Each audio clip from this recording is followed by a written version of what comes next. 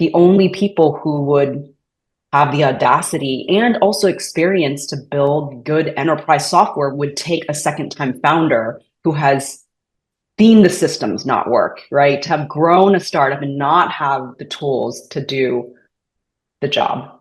Changing it from that to a consumption base would have been really hard for us. And the reason it's hard is because you have to look at what percentage of your current revenue that might not renew because of the new pricing. And you always want to protect every dollar of revenue. And that's the hard trade-off, even if you know this is a better pricing for your customers and for the company. So when we say mid-market, who are you servicing and like where is your sweet spot? Is it really, it's the edges, right? So is your sweet spot the enterprise or is your sweet spot the SMBs? Because in the middle is usually a lot of people who are not open to change. Welcome. This is Second Acts, a podcast where we document how SaaS leaders chart the exacting foundational shifts of scaling up. And I'm your host, Krish Subramanian, co-founder and CEO at ChargeBee. This season, we are diving into AI's all-out embrace and how that's accelerating the need for second acts, reshaping segments and verticals, redefining business models, and reorganizing teams to meet never-before-seen stakes. Now, on to this episode. This episode's guest built one of the defining vertical SaaS companies of the 2010s. Tracy Young co-founded PlanGrid in 2011, translating her on-the-ground engineering know-how, think HVAC systems and rebar tensile strengths, into a breakthrough mobile-first platform for the construction industry. In just 7 years, Tracy and team scaled PlanGrid past $100 million in ARR and sold to Autodesk for $875 million in 2018. Before launching her new AI-native startup, TigerEye, she deliberately spent time doing something most people would skip, a full postmortem. As she puts it, we dissected every single minute of the 10-year we ran PlanGrid. What that gives us is a long list of things that we felt we did wrong and a long list of things we thought we did right, and we are applying all of it in our new company. In this conversation, Tracy shares some of those very lessons, both strategic and deeply personal. We talked about the founding parallels between PlanGrid and TigerEye, the difficulty of defining and serving the mid-market segment, how PlanGrid's beautifully effective seed-based model was outflanked by a competitor's top-down consumption-based model, how TigerEye is deploying AI to rethink org design and customer adoption, how she thinks about the possibilities of enterprise AI as a second-time founder, and a whole lot more. Dive right in. And if you like this episode, don't forget to subscribe wherever you get your podcast. And if you really like the conversation, please do drop us a review. I would really appreciate it. Thank you. And before we start, Krish, I just want to say congratulations on all your hard work. I mean, this is lifetimes you have been building ChargeBee. So I hope you're proud of everything you've done. Absolutely. No, thank you. Yeah, the team has been amazing. And I'm also grateful to co-founders who are still heavily invested in continuing to build product and engineering that allows us to actually divide and focus on various aspects of organization building. So, and especially in these times when it feels like a huge reset that's necessary, where scale should not become a burden, but scale becomes our ally, is actually very hard to go through the reimagination of the company in every function, every job role is actually happening is fascinating. So we are enjoying it. It's good. Thank you. Thanks, Tracy. Very excited to have you here. So first things first, can you tell us what's TigerEye? Sure. TigerEye is modern business intelligence for go-to-market teams. The idea for TigerEye actually came from my first startup, running that company for nearly 10 years, from nothing to 100 million ARR in less than a decade.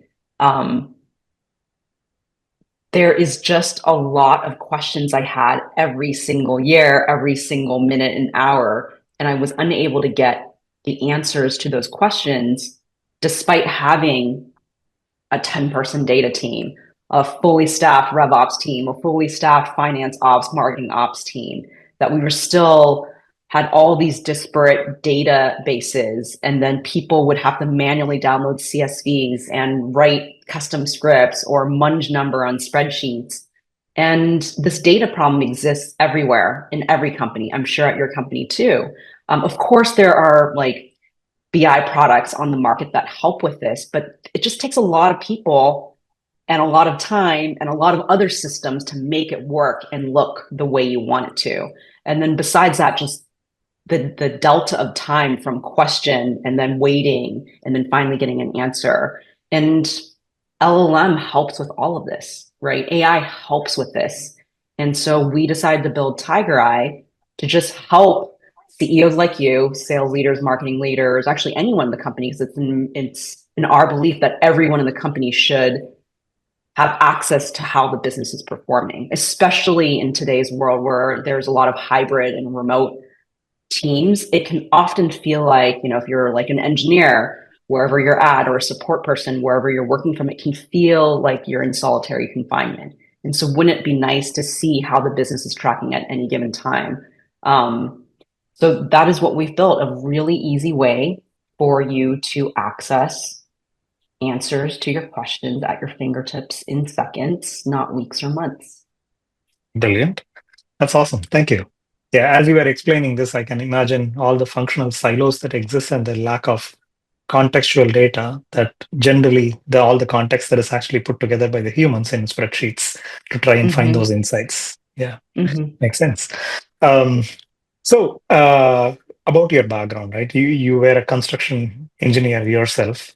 And today, a lot more of us understand the inherent advantages, such as the go-to-market efficiency, hyper-relevant data, right? All of those are vertical SaaS companies.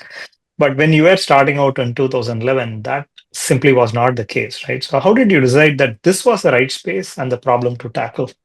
Well, I didn't think too deeply about the market space. I was a construction engineer by training, and I just wanted to build cool software that I wanted to actually use to do my job. So it started off as a fun project, and it wasn't until I think we made like 10 million in ARR where we hit that milestone where I really realized that we could build a big old company.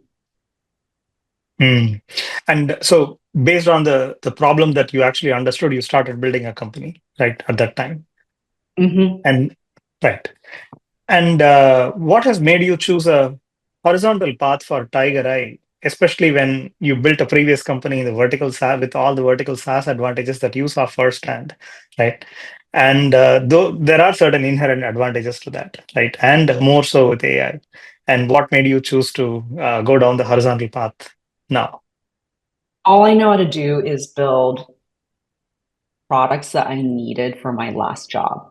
And I think when we spent some time as visiting partners at Y Combinator, investing and coaching startups, it was very clear to us that me and my co-founder Ralph, that we were just not cut out to be VCs. And we knew we wanted to build something again. And of course, we talked about servicing the construction industry again at that point. But we really felt strongly that our job was done in the construction space, because all we need to do was show Silicon Valley that there is a lot of inefficiencies in this market and there is opportunity here. Before PlanGrid launched, there was a course construction software. It was just really bad. And we felt like we did our job in bridging the gap between construction software and good software, right? And we did our job. Now there's hundreds of construction startups doing really, really cool things. And we just feel like it was our time to move on, that the industry would continue to innovate and get more efficient and more productive. And, also having been operators for nearly 10 years, especially during our time at Autodesk, it was really clear to us that the only people who would have the audacity and also experience to build good enterprise software would take a second-time founder who has seen the systems not work, right? To have grown a startup and not have the tools to do the job. Right. And on the parallels between journey, I remember listening to your podcast with Jessica Livingston, where you were talking about the competitor for PlanGrid being those papers, right? Especially the construction workers carrying those like reams of paper around, especially the large printouts around. And you said that's the competition and you're actually automating it. In this particular case, right, how do you think about competition now for TigerEye? Our competitors include legacy BI software solutions like Tableau, Power BI, Looker. They were good solutions. I use Looker, I use Tableau. They were good solutions for 10, 20 years ago. It was revolutionary. But now it's a little bit slow, a little bit clunky, and it just not much has happened. Of course, everyone's trying to bolt on AI after the fact. But when there is a technology shift, as we saw with mobile in the 2010s, now we're seeing an AI technology shift, and we get the benefit of being last mover, right? We get the benefit of also being first mover, I guess, leveraging this new technology and applying it and really reimagining how BI should work, which is, why is it so expensive to get one dashboard? Why is it that when I have a fourth, fifth, or 10th question about my business, that I have to go over to the data team and ask them to stop what they're doing and go prioritize this new data model and go, just make some work happen, and then let me bring in finance and rev ops and let them teach you math and where all the fields you should be pulling from, and then I get a dashboard at best a week later. Why can't I get these answers just at my fingertips? Well, it's actually possible now because of No, new it's possible technology. more than ever. Yeah, it's brilliant. As a second-time founder, I think I would love to hear your comparison of how you think about categories and competition in a similar vein, right? When you say enterprise, I think you mentioned that you had mentioned that enterprise category has 10 good startup ideas. And it counters a prevailing notion that all those categories are like saturated, right? And that and it feels like all the low-hanging SaaS fruit has been picked, right? But how do you view today's enterprise software opportunity compared to 2011? So we were really at the start of the mobile shift in 2011. I mean, even in our lifetime, we're probably around the same age. Even in our lifetime, we have seen several technology shifts, from on-prem to client servers in the 80s and 90s, from client servers to cloud in the 2000s, and then the mobile shift in 2010s, right? And we really benefited from that. And now we're seeing another shift with AI. And in the enterprise, yes, there has been so much investment poured into enterprise in the sales side, in the HR side, in the finance side, et cetera, et cetera. But when there is a shift, there is opportunity, as we saw in 2011 and as we're seeing today. And it's why everyone is trying to bolt on AI after the fact, as I've mentioned, because they know that startups like TigerEye are coming after them. We're solving the same problem, of course, right? Just like in 2011, there was construction software. It was just for your PC at the home office, but all of construction is happening on the job site. And suddenly the first generation iPad comes out, and it's the first time people can take a fully powered computer out into the field. That was our opportunity. And now it's AI, new school AI, being able to handle a lot of data and having, these large language models to process all of them, and also to have a really easy conversational way to interact with that data. This is only now possible. For many of these, this is a beautiful point in which we are able to reimagine pretty much everything, right? Because of the intersection of multiple technologies and what's in play. And the beauty of enterprise is, as business leaders who are buyers of these enterprise solutions for over decades now, there's a lot of room for improvement. I mean, how many times have you been annoyed? I got to work at Autodesk, a public company, buying all the winners, mind you.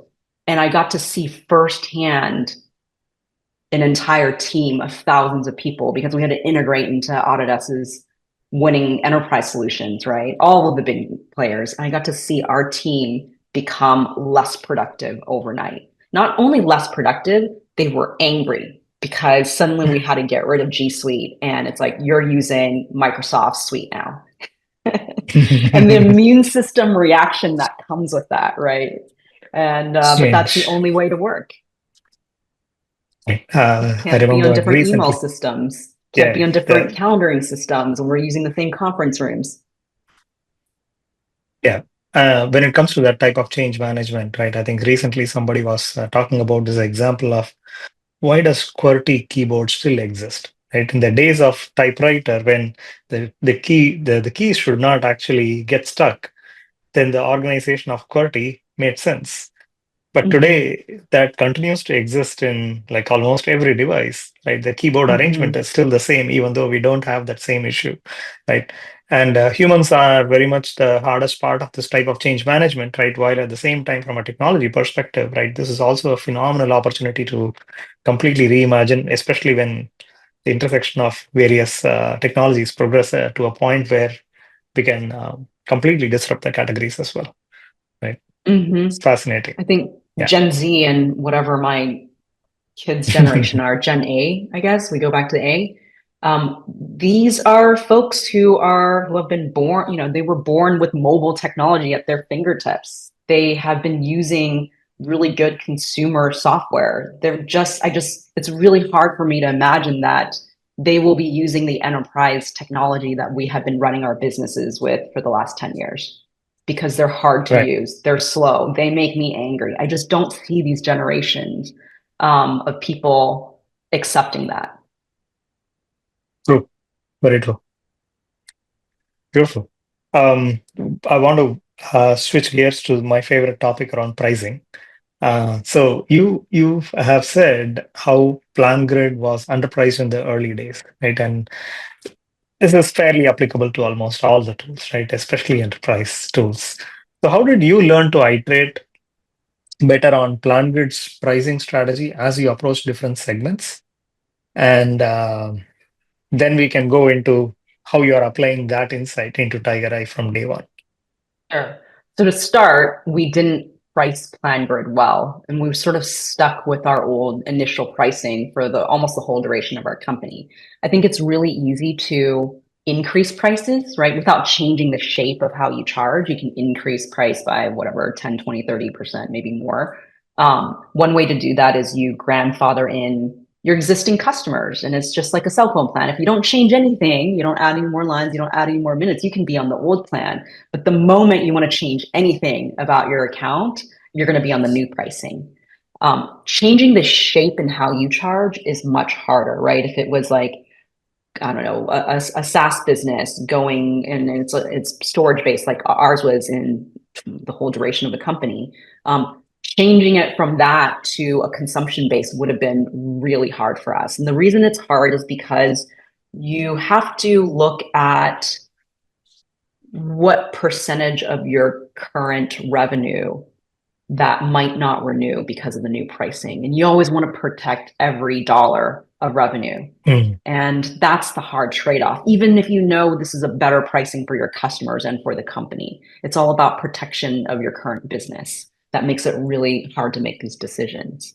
What I will say is that we had a beautiful land and expand strategy where our pricing was seat-based plus storage-based.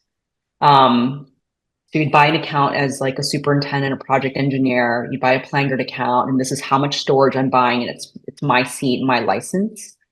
And we had this beautiful 130 to 140% net dollar retention any given year. Like if we knew we were making $1 on PlanGrid, next year we would be charging $1.35, right?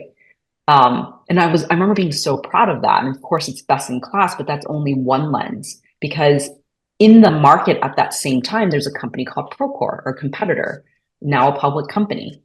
And they were not charging by seats at all. They were charging by one price per construction project per year, unlimited seats. Give it to everyone, and they'll figure out how to true up with you next year.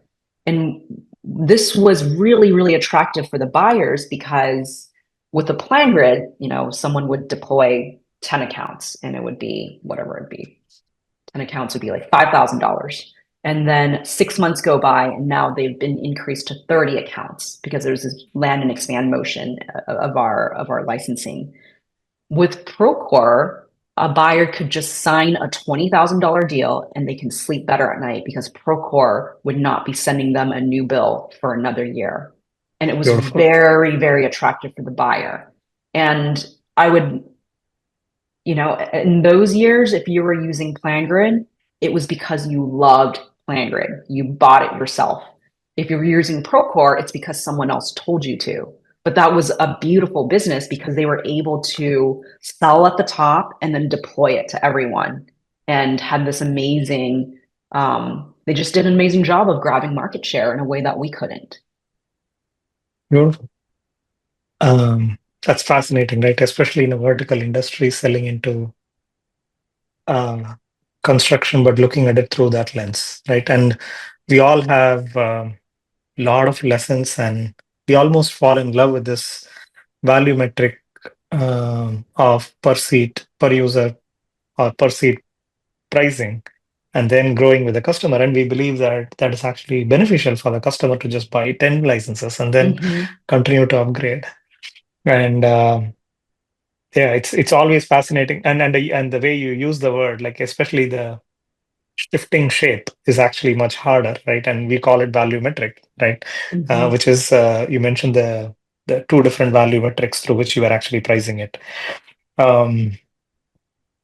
Fascinating, because there is a lot to unpack here with respect to the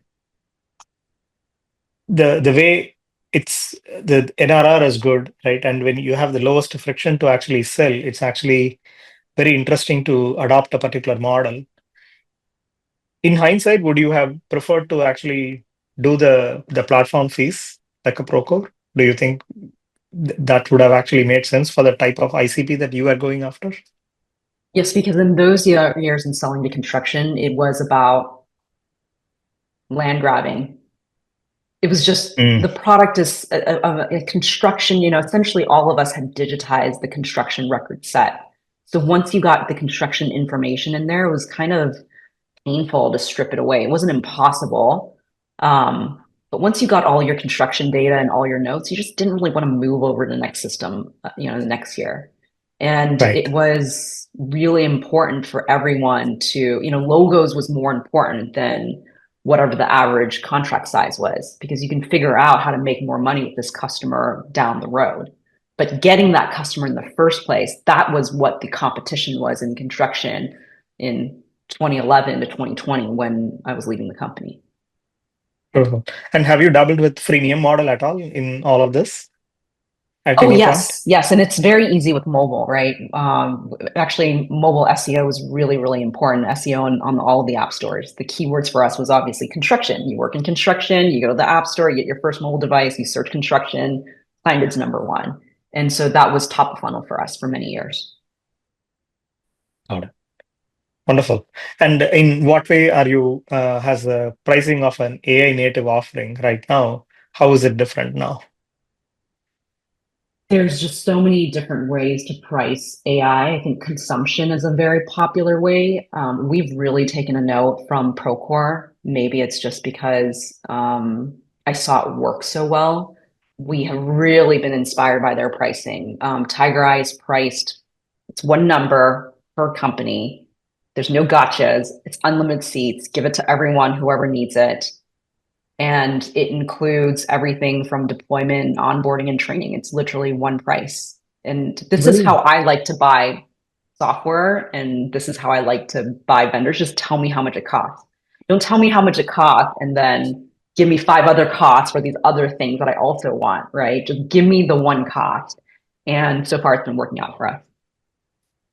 This is an amazing counter narrative to the existing wisdom where everybody is actually chasing the consumption-driven model, the usage-based pricing as the new freemium, right? To actually get customers in, right, and then continue to charge them. But we are also seeing this in a very what you are actually doing is interesting because you are looking at it through the buyer's lens rather than of what you want, right? And deliberately taking a completely different approach to this.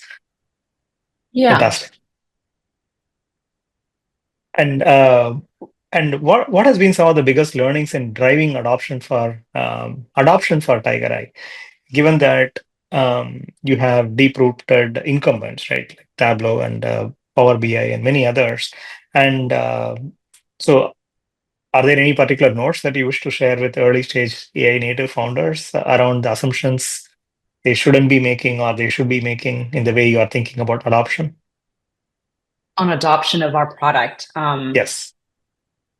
So one of the first things we do with our customers is they hand over their 75-page board deck that usually requires humans on the team to crunch numbers and maybe manically prepare before a board meeting or an all hands meeting. And, it's something they've been doing for the last 10, 15 years. And we take that board deck and we basically automate out of the box, let's say 80% of them. The other 20% does require some customization because there's usually some nuance of their business that we don't understand that we might need them to explain. But the key is, or the goal is to make it so that they can come into TigerEye at any time and just screenshot or export those graphs directly to their board deck. And this has saved all of our customers time, as you can imagine. And they don't have to wait every quarter to look at how their company is performing. They can just come back in and look at that one graph they want to see. And part of deployment means that it's white glove service, right? But it's a one-time cost for us. We're really doing unscalable things for our customer, taking a note from Y Combinator, who's one of our investors. And we're able to do this because we use our own technology and our own AI to do it very cheaply. Because what you're probably hearing is consulting services. And we are doing some of it. This would be on par with some of the work that Deloitte does or McKinsey does. Not everything, of course, they do all kinds of research too, but a lot of what they do, we can also do at a fraction of the cost and in seconds, which is why we can take on this type of work. Brilliant. Again, back to the YC's learning of do non-scalable things. Mm-hmm. Right. Awesome. So switching topics, especially with your learnings from your previous acquisition, right? I would love to get some learnings. So you have written about this, the PlanGrid's acquisition, and one of the biggest acquisitions that is from your acquirer perspective, it was one of the biggest acquisitions, right? Amongst the biggest vertical SaaS exits ever. And yet, as you have noted, the second act required a painful integration process, and it looks like you spent 10 years at Autodesk, right, post integration. Can you tell us about the time when you began to realize that you had hit a wall with your core segments, and what were some of the early telling signals?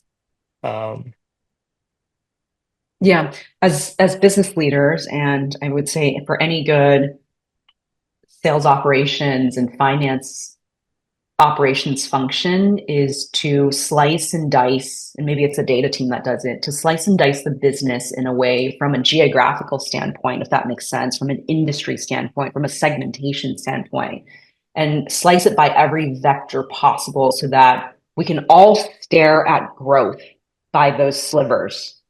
And eventually, you're going to start noticing that in some of those slices, growth is just not there. Then it's about, all right, what is this? Is this slice of business important to us?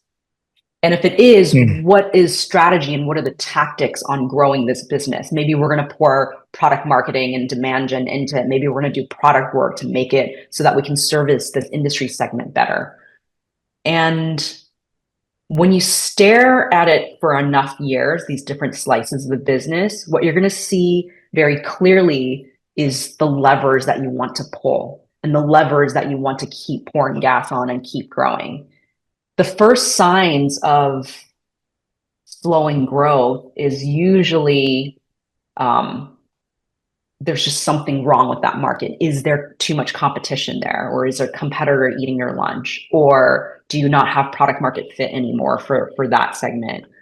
Or maybe are you running out of TAM that you've so done a good job penetrating that segment that there's just not that many customers for you to sell? And it's so important for us to slice our business and track it this way, because this is our levers, right? This is how we define strategy on growing it. It's actually what TigerEye helps with. And what we saw year 7 was that our GC business was growing really well first 5 years, and it started slumping in year 6. We actually put a lot of energy and calories into accelerating growth in that industry segment, except in year 7, we still saw a slump. So that was 2 years of slump. And what we also saw at the same time was our subcontractor business growing. But after doing TAM studies for both of those segments, we knew that we had to accelerate growth in the GC segment for us to be able to hit our growth numbers. And it was just something that I was not confident that we would be able to do because there was competition there. Beautiful. Mm. It is normally accepted that with scale, right, your growth rate tends to fall. But what you are actually referring to, right, is it fair to say that the mic, by deliberately not just looking at an overall business, but slicing it in every dimension, you actually continue to think about the potential in each one of those segments to layer those S curves? Is that a fair understanding of? Yeah. Why are we growing 5 times in Chicago and Austin, and why are we flat in Boston? Even looking at from a geographic metro area perspective, and it's like, does our team in Boston suck, or is there competition? We have to understand and ask the questions why. And if we're able to understand, then we can come up with tactics on counteracting that and de-risking that. I was part of the integration team, and basically merging PlanGrid into Autodesk properly, or actually Autodesk Construction.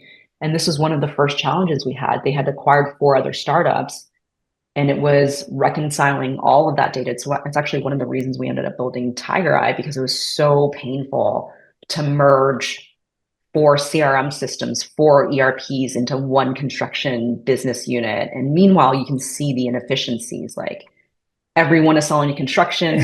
There's 4 lead lists, 4 customer lists, and there's duplicates, right? And trying to figure out how to make this into one lead list and one prospect list and prioritize how we're going to go out to market. The data problem was really gnarly. It actually ended up taking years to get to true in an integrated CRM stack and ERP stack over there. And we were gone for years once that happened.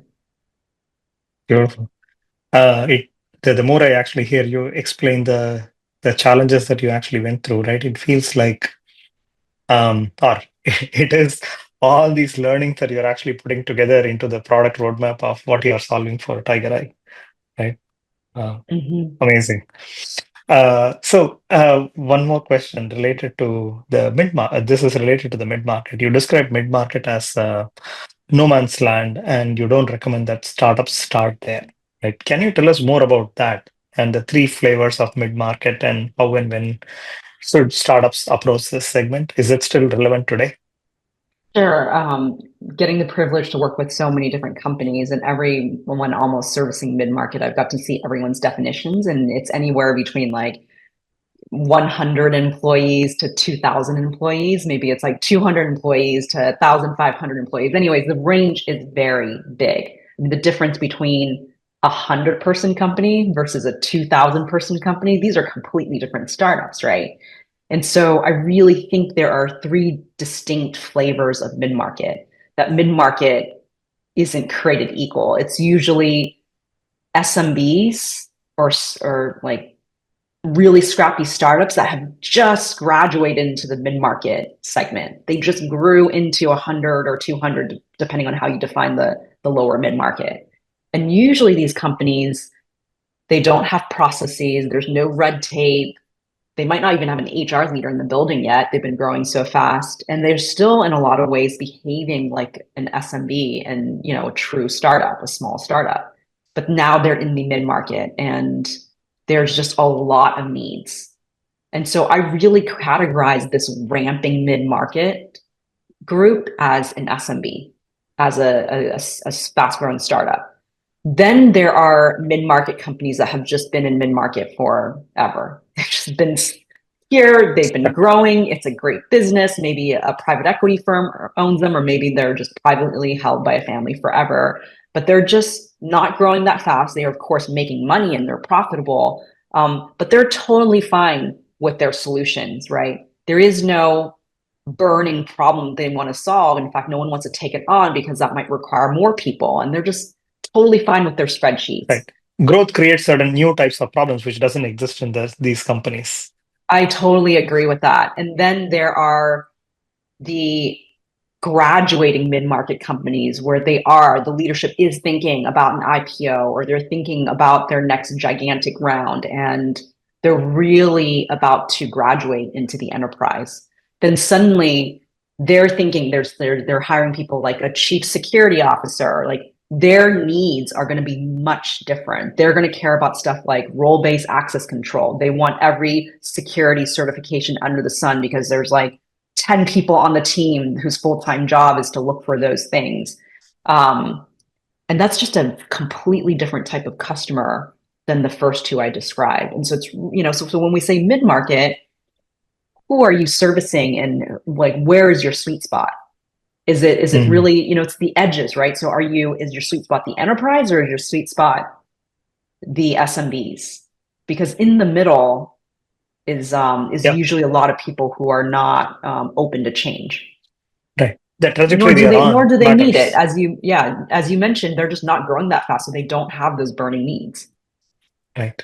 Beautiful. It's a beautiful way to segment and look at the customer rather than just taking the Gartner definition of, okay, is this mid-market by number of people? Right. Very nice. Thank you. But of course, both of our companies service mid-market in the end. Yeah. Yes.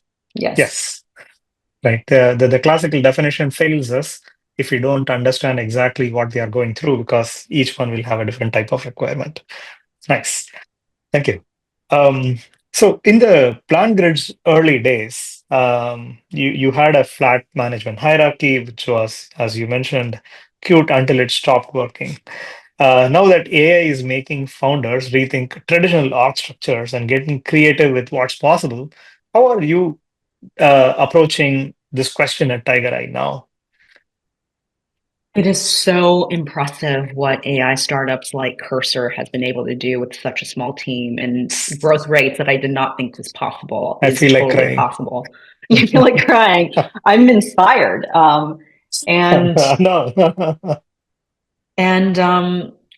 So maybe a flat management structure is possible, for them. I have no idea how they're doing it. Yeah. I will say that when it comes to management, it's just really, really hard to manage more than 8 people, to have more than 8 direct reports, because you probably should be having one-on-ones with everyone who reports to you to check in and to unblock them. And then there's like the coaching and feedback that you're supposed to be giving, and then also to unblock them.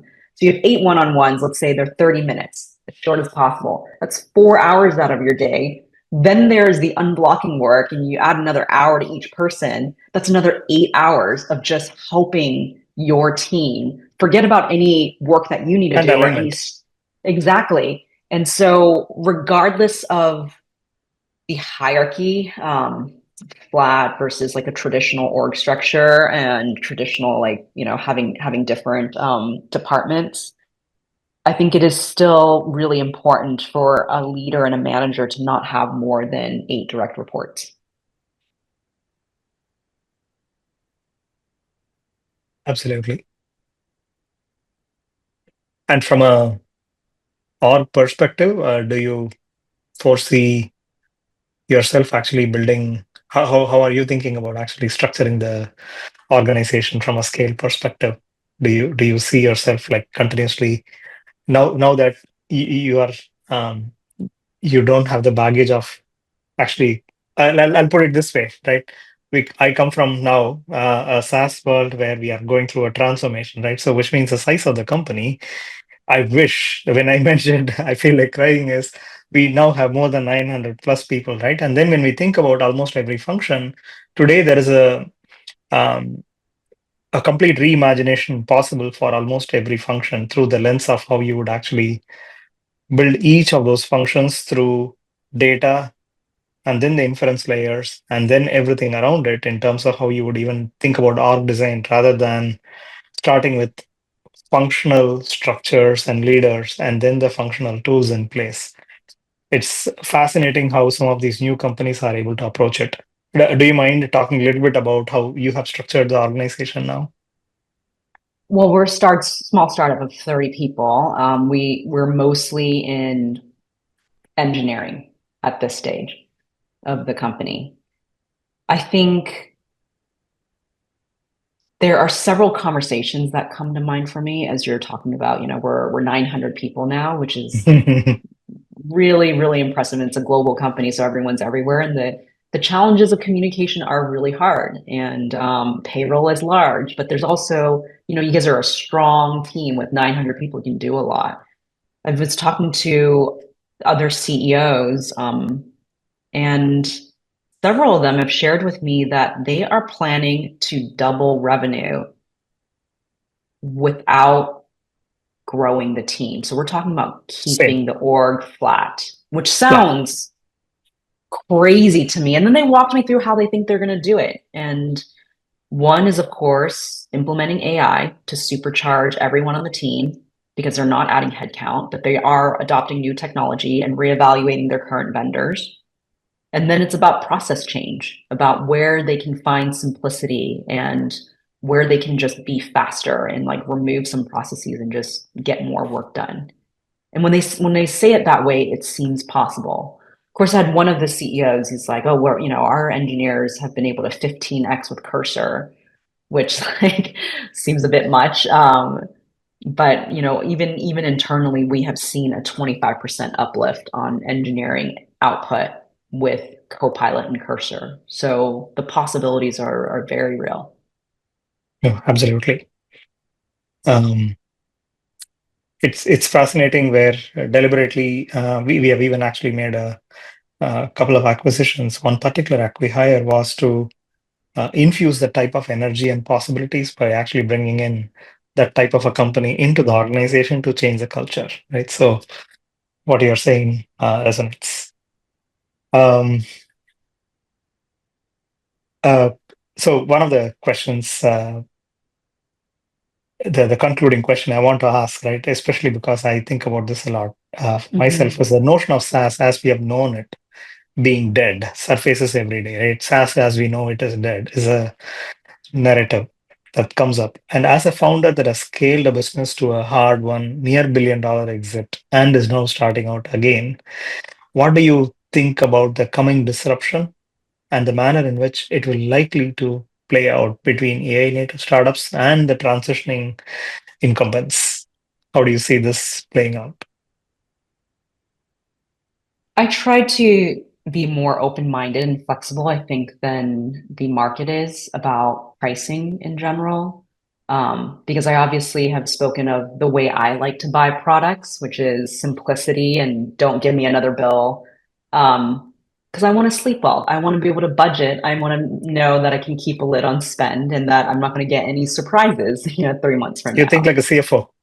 Yeah. And I think with AI, the reality is at this stage, all AI companies are losing money. They are selling AI pennies on the dollar. It is why OpenAI and Perplexity and Anthropic, they have to keep fundraising to make it work, because they are selling their AI to all of us at pennies on a dollar. And what that means is once we figure out, well, we're all banking on AI getting cheaper, which it will with time. The question is it 1 year or 2 years or 3 years, but it's going to get cheaper. And when that happens, I think we will see just more creativity and room for pricing. We're also going to see these consumption-based companies play themselves out for a few years. And the investors will definitely have an opinion as time passes on which pricing makes a better company or a more profitable company.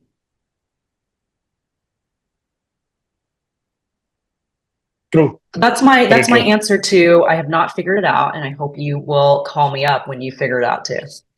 I think we're on the journey of, in this journey. And I think, is this also the reason why you actually mentioned about your own AI, that you're actually LLM that you are building in-house? To think about this as a competitive advantage? Yes, our AI is trained on business. The general models don't understand what TCV is. I mean, it does, but not to your definition. It might give you a definition of bookings from like a dictionary standpoint, but it can't calculate your bookings for this month for you. And so we are trained specifically on business off of your data from ERP, CRM, marketing automation, whatever data sources our customers are asking us to connect to, or maybe it's a data lake. And then you get to define specifically what win rate means, what a customer means, what every metric that is important to you means, so that this is how we're able to find accuracy for each company. And then we do training by company. Beautiful. Thank you. Thank you for the very thoughtful answers. And this was very insightful and very, very helpful learnings for a lot of founders. So really appreciate you taking the time to share some of those learnings very openly, Tracy. Thank you. Thanks for having me on.